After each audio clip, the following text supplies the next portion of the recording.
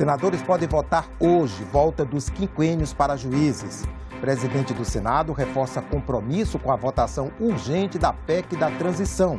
E regulamentação da prestação virtual de serviços de saúde volta para a Câmara dos Deputados. Bom dia, hoje é quarta-feira, 30 de novembro. O Senado de Notícias está no ar.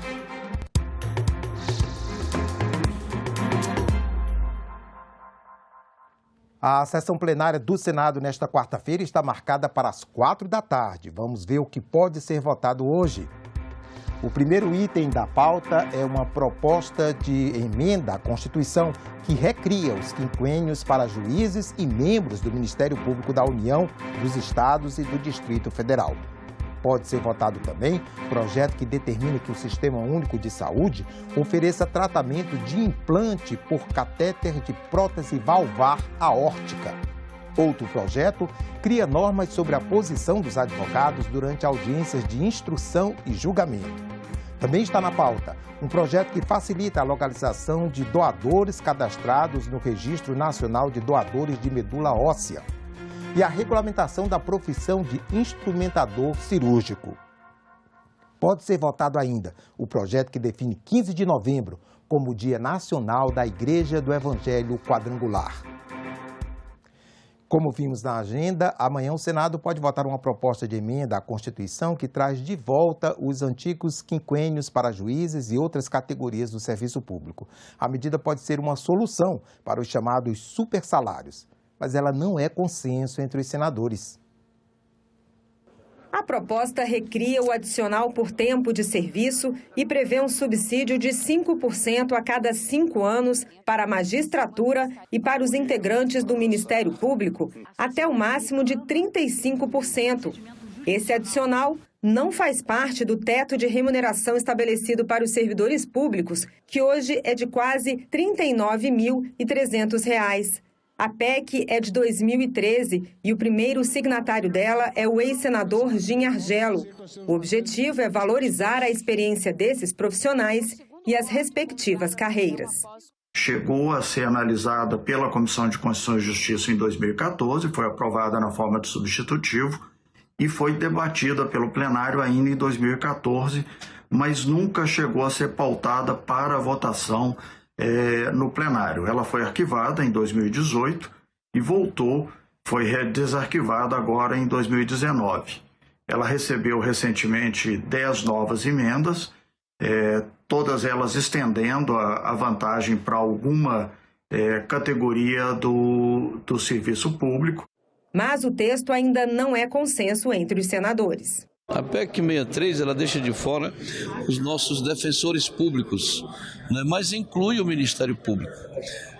A justiça só funciona com as duas partes. De um lado, o Ministério Público como acusador e do outro lado, a defensoria como defensora do cidadão que está no banco dos réus. Por que eu fortaleço tanto o acusador e deixo o defensor sobrevivendo em dificuldades? Essa PEC, ela constrange os senadores, porque nós não queremos nenhum tipo de embate com os outros poderes. Não é o momento, são 11 milhões de desempregados no país e uma discussão muito ampla. Se nós queremos realmente garantir aumento para as várias categorias, então vamos acabar com o teto salarial. Vamos ser mais honestos com os brasileiros, com os contribuintes. Acaba com o teto e cada poder dá o aumento e assume o ônus com os brasileiros da forma que achar melhor.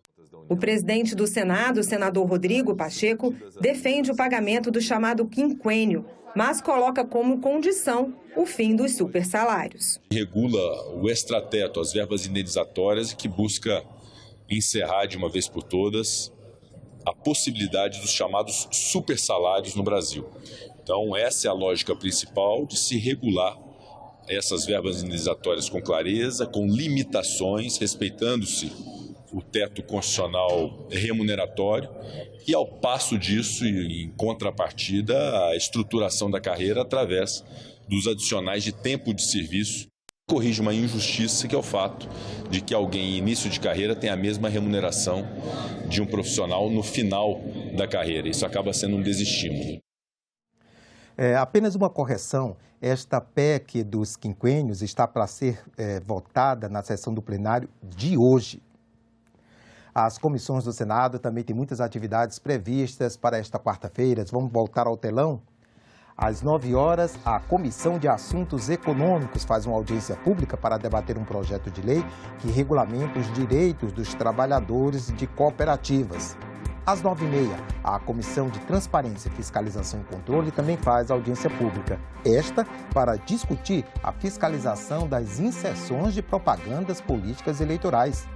Para as 10 horas está marcada a reunião da Comissão Mista de Orçamento, com 12 itens na pauta. Um deles abre crédito de 5,3 milhões de reais para o Ministério do Desenvolvimento Regional. Também às 10 horas, a Comissão de Relações Exteriores e Defesa Nacional pode começar a votar 9 itens. Um deles muda o Estatuto do Desarmamento. Aumenta para 10 anos o prazo mínimo para a renovação do certificado de registro de arma de fogo. Outra reunião marcada para as 10 é a da Comissão de Infraestrutura. Os senadores vão debater o projeto para armazenamento e reaproveitamento de gás carbono. Para as 11 horas, a Comissão de Ciência e Tecnologia tem reunião marcada para votar autorizações de rádios comunitárias. E às 2 da tarde, a Comissão Mista de Orçamento volta a se reunir, com a possibilidade de votar o relatório preliminar do orçamento de 2023. O presidente do Senado disse ontem que há compromisso dos senadores com a votação urgente da PEC da transição, que retira o Bolsa Família do teto de gastos para garantir o pagamento de R$ 600. Sempre houve por parte do Senado essa disposição de encontrar soluções para a viabilização de programas sociais. E quero crer que não será diferente neste momento em que é absolutamente fundamental, a partir de janeiro, nós garantirmos o programa social no valor de R$ 600 para cada pessoa brasileira que tem essas dificuldades de se sustentar e sustentar a sua família. Então, um compromisso do Senado também nesse sentido. Seria muito ruim se chegássemos em janeiro com a necessidade de reduzir o valor do Auxílio Brasil ou do Bolsa Família para as famílias brasileiras. Então, deve andar já nos próximos dias, imediatamente, com um senso de urgência e de prioridade, a PEC da transição, primeiro na CCJ e depois no plenário do Senado Federal. Então, eu acredito que nós possamos, sim, com esse senso de urgência, ter na semana que vem esta apreciação. Mas, obviamente, que eu não quero cravar essa data especificamente, que vai depender da discussão e, naturalmente, da boa vontade de todos os senadores e senadoras de entenderem que é muito importante nós termos, a partir de janeiro, essa solução fiscal resolvida para o Bolsa Família no Brasil. E a PEC da transição conseguiu ontem o apoio mínimo necessário para começar a tramitar no Senado. O texto inicial prevê o prazo de 4 anos para o valor necessário ao Bolsa Família ficar fora do teto de gastos. O senador Humberto Costa defende a votação do texto o mais rápido possível e acredita que há clima no Congresso para aprovação. Essa PEC da transição, ela é extremamente importante e eu acredito que há um clima, tanto no Senado quanto na Câmara, para a sua aprovação, porque a não aprovação dessa PEC vai resultar realmente em uma situação, pode-se dizer, caótica. Eu assinei, sou a favor. Vamos pedir licença ao mercado financeiro, porque a questão é o seguinte: salvar vidas. Pelas redes sociais, o senador Randolfo Rodrigues ressaltou que, além dos R$ 600 para o Bolsa Família, o texto da PEC também prevê recursos fora do teto de gastos de mais R$ 150 para as famílias com crianças abaixo de 6 anos de idade, além de garantir outros compromissos, como o aumento do salário mínimo. Já o líder do governo no Senado, o senador Carlos Portinho, também pelas redes sociais, afirmou que há convergência para o pagamento do Auxílio Brasil de R$ 600, mas deixou claro, estamos fora da mesa de negociação. Após intensa articulação, nesta terça-feira pela manhã, foi alcançado o número mínimo de assinaturas necessárias para o início da tramitação da PEC da transição, apresentada pelo senador Marcelo Castro. O senador afirmou em nota que as negociações continuam para que o texto seja aprovado o mais rápido possível. E apesar do apoio à PEC, vários senadores acreditam que o texto original deve ser alterado, principalmente em relação ao prazo de 4 anos. Eu acho que nesse momento, como nós já fizemos antes, aprovar a PEC, discuti-la, até um ponto ou outro pode ter divergência, Mas na maioria ninguém é contra você manter o auxílio do Bolsa Família. Isso eu acho que é um ponto pacificado. Por quanto tempo? Vamos discutir. Mas o importante é que ela está aqui agora, nós temos que nos debruçar em cima dela e tentar aprovar o mais rápido possível. A proposta que o governo entrou é uma proposta, a meu ver, perigosa. Ela pode causar uma desestabilização no mercado, seja lá o que for isso que chama de mercado, muito ruim. E gostando ou não do mercado, ele existe e funciona.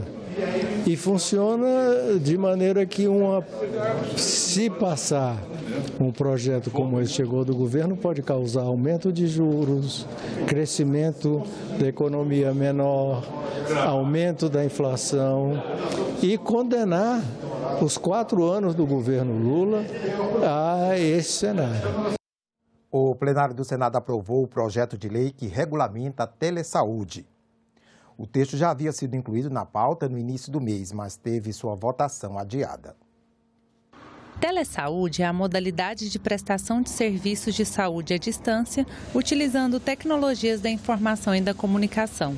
Envolve, entre outros aspectos, a transmissão segura de dados e informações de saúde por meio de textos, de sons, de imagens ou outras formas adequadas. A modalidade foi autorizada temporariamente na pandemia da Covid-19. O projeto regulamenta a prática no SUS e em consultas particulares ou por convênios. Entendemos que a aprovação de um diploma legal sobre o tema se justifica pelo fato de que a regulamentação do tema por diversas e esparsas normas infralegais gera, em muitos casos, a insegurança jurídica já mencionada aos atores envolvidos com a telesaúde em todos os seus aspectos. Alguns princípios devem ser respeitados na prestação remota do serviço. Entre eles, a autonomia do profissional de saúde, a assistência segura e com qualidade ao paciente e o sigilo das informações. Além disso, o texto também determina que o cidadão tenha atendimento presencial sempre que solicitado. É a democratização do acesso do brasileiro à saúde, de forma ágil, rápida e segura. Os senadores também aprovaram a medida provisória que amplia a margem do crédito consignado para servidores públicos federais. O texto segue para a sanção do presidente da República. A medida provisória aumenta de 35% para 45% a margem do crédito consignado para servidores públicos federais. Desse total, 5% ficarão reservados exclusivamente para amortização de despesas ou saques de cartão de crédito e outros 5% para o cartão consignado. Antes, o limite era de 35%, sendo 30% para empréstimos com desconto em folha e 5% para o cartão de crédito. Muitas pessoas, presidente, que acham que é em risco aumentar de 35% para 45% o poder de empréstimo consignado, e eu creio que não. Cada um terá para chamar para si a responsabilidade. Agora, podendo fazer o empréstimo consignado é 1000 vezes melhor do que recorrer a outros bancos particulares. A regra vale para militares da ativa ou em inatividade remunerada, servidores públicos federais inativos, empregados públicos federais da administração direta, autárquica e fundacional, pensionistas de servidores e de militares. Ainda de acordo com o texto, novas dívidas nessa modalidade não podem ser feitas caso a soma das consignações e dos descontos, entre eles os obrigatórios, chegue a 70% da remuneração do servidor. Foram aprovados ainda 3 projetos de acordos internacionais. Um deles corrige o texto da Convenção de Viena sobre o direito dos tratados entre estados e organizações internacionais ou entre organizações internacionais entre si. Outro trata de acordo de cooperação técnica entre o Brasil e a Comunidade da Dominica. O terceiro é um acordo de serviços aéreos entre o Brasil e o Vietnã. O senador Renan Calheiros apresentou ontem uma proposta de emenda à Constituição ao presidente do Senado, Rodrigo Pacheco, com o objetivo de dar competência exclusiva ao Supremo Tribunal Federal para julgar crimes de intolerância política e atos contra o Estado Democrático de Direito. Outras proposições relacionadas ao tema também foram apresentadas pelo parlamentar. A PEC, ela dá competência exclusiva ao Supremo Tribunal Federal para julgar esses crimes de intolerância e contra o Estado Democrático de Direito. E essa discussão é uma discussão em aberto. O fundamental é que todos os senadores participem para que nós possamos rapidamente deliberar ainda esse ano aqui no Senado Federal. Os projetos estabelecem as circunstâncias e procura criar tipos criminais, estabelecer penas, rituais. Toda vez que você depender para iniciar uma ação penal de uma decisão do Ministério Público Federal, Estadual, da Procuradoria-Geral da República, e ela não houver, você pode atribuir esse poder, essa competência, essa prerrogativa aos partidos políticos, de modo a encaminhar um esclarecimento e uma punição do fato. A Comissão Mista de Orçamento se reuniu com a equipe econômica do atual governo para discutir os principais pontos do projeto da Lei Orçamentária Anual 2023. O secretário especial adjunto de Tesouro e Orçamento, Júlio Alexandre, explicou que o projeto de Lei Orçamentária Anual de 2023, apresentado em agosto, seguiu a trajetória de consolidação fiscal com estimativa de déficit de 63,7 bilhões de reais, próximo da meta de 65,9 bilhões. Júlio explicou outros pontos do texto. O PILOA engloba também uma previsão de benefícios tributários adicionais da ordem de 80,2 bi. Grande parte desses benefícios decorre da manutenção do estímulo do governo, do apoio do governo ao enfrentamento do choque de combustíveis, 52,9 bi. O PILOA, que nós também enviamos em agosto, já previa um espaço para recomposição parcial da remuneração dos servidores públicos, um espaço de 14,2 bi para todos os poderes e 11,6 bi para o Executivo. De acordo com Júlio Alexandre, o comportamento da economia gerou uma expectativa maior de crescimento do PIB, passando de 2% para 2,7%. Para 2023, o crescimento previsto foi atualizado para 2,1%. Em relação ao Auxílio Brasil, o secretário especial explicou que, ao encaminhar o PELOA, o governo federal já tinha feito o compromisso de enfrentar a questão em 2023 e manter o valor de R$ 600. Nossa expectativa era que, passadas as eleições, nós iríamos também apresentar uma PEC para abrir o espaço fora do teto gasto para fazer esse gasto adicional da ordem de 52,8 bilhões. Júlio também explicou que a reforma da Previdência feita em 2019 gerou uma redução do déficit e ajuda no equilíbrio macroeconômico de contenção de despesas para que fosse criado espaço para discussão de redução da carga tributária e retomada de crescimento sustentável. O secretário destacou o engessamento do orçamento, citando que 94% das despesas são obrigatórias, o que gera pouco espaço para a adoção de políticas públicas. Nós temos que continuar discutindo algumas reformas para controlar a despesa da Previdência, despesa de pessoal e outras despesas obrigatórias. Temos que reduzir a vinculação do orçamento. Alexandre também explicou que a PELOA de 2023 prevê aumento das emendas parlamentares da ordem de 22,5 bilhões de reais e disse que um dos desafios na construção da proposta foi colocar uma reserva de 19,4 bilhões de reais para as emendas de relator. O secretário explicou que 16 bi foram alocados nos órgãos para compor as emendas discricionárias. Júlio também falou que as despesas com educação seguem acima do mínimo para manutenção e desenvolvimento de ensino, uma alocação de 86,6 bilhões de reais acima do mínimo exigido para 2023 de 67 bilhões. Acreditamos que vamos encerrar esse ano com a despesa inferior a 19% do PIB. 18,9% se a gente já considerar o relatório do quinto bimestre com um bloqueio de 15 bi. 18,7% se a gente já considerar uma revisão do PIB que o IBGE deve divulgar ao longo dessa semana. Então, esse é um resultado muito relevante. Então, mostra a importância de você ter uma regra fiscal de controlar as despesas. Nós ficamos por aqui. Você pode rever as reportagens desta edição na nossa página na internet, senado.leg.br/tv. E começou agora há pouco a reunião da Comissão de Assuntos Econômicos, que faz uma audiência pública sobre o direito dos trabalhadores de cooperativas. Acompanhe.